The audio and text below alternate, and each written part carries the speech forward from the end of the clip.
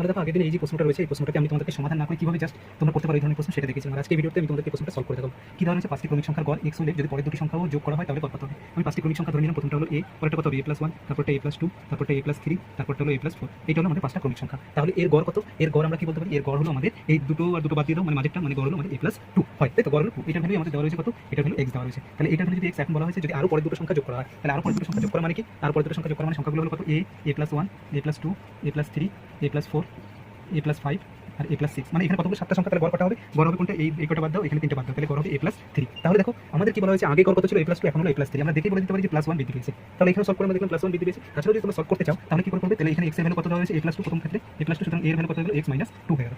তাহলে এর ভ্যালু যদি x - 2 হয় তাহলে এখানে যদি আমি বসিয়ে দিই এখানে, তাহলে আমার কত হয়ে যাবে? এখানে আমি যদি বসিয়ে দিই তাহলে x এর ভ্যালু এটা ক্ষেত্রে হয়ে যাবে কত? এই গড়টার ক্ষেত্রে a+3, তাহলে এর মান কত? x - 2 + 3, সুতরাং এটা এসে দাঁড়ালো কত? x + 1। তাহলে আগে গড় কত ছিল? আগে গড় ছিল x, আর এখন গড় হলো কত? নিশ্চয়ই a+3 মানে x + 1, মানে বৃদ্ধি কত পেলো? 1 বৃদ্ধি পেলো।